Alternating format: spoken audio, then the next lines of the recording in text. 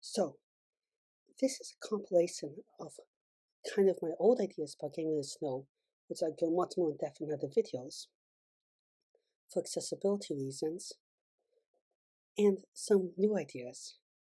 A little less focus on the technological aspects of such snow removal. The first idea is to invent devices that automatically remove snow in a variety of ways, so that disabled people can just get rid of snow without having to push and pull as much. Or to invent automatic clears of snow that are hookup devices to chairs or wheel or other devices, and we can sail around whole neighborhoods. These ones could even be more tested during the summer with their lawnmowers, but snow removals not doing it, and then to make it less expensive. Some people are working on it, but I'm developing a cheaper version with many more aspects to it. And these ones could even carry human beings if a person has a hard time walking stuff through the snow while clearing pathways for people behind them.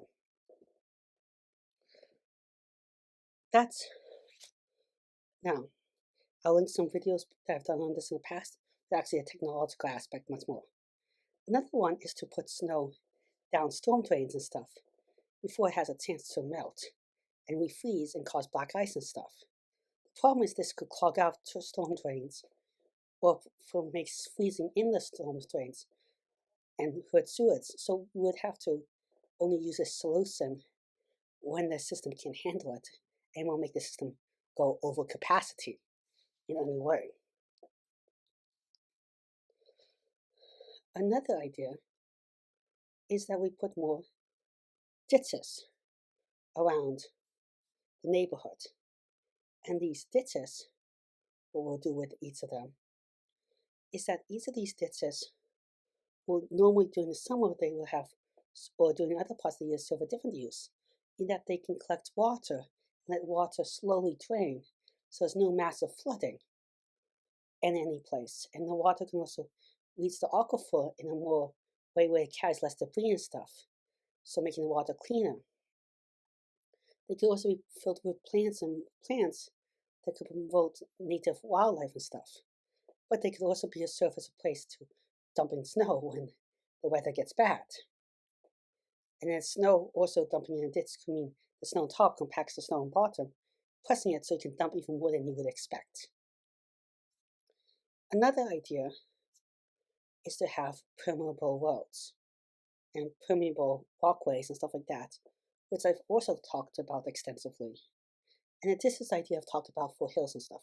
But the permeable roads, and I'll link some videos I made about these more specifically, let water through. And I talked about the technology, and while I'm not going to focus on the technological aspect, the idea of letting water through will help with snow removal, because when the snow melts, it goes underground into the aquifers, cleans them faster, but also so they don't dry up and form black ice or something that really negatively affect people. And not only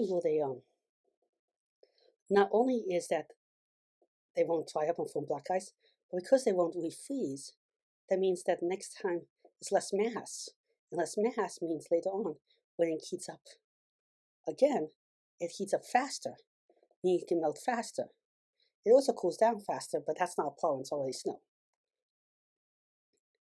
Another one is to make cars, another delivery system, have excess power, overpowered, but have a snow cleaning attachment to it.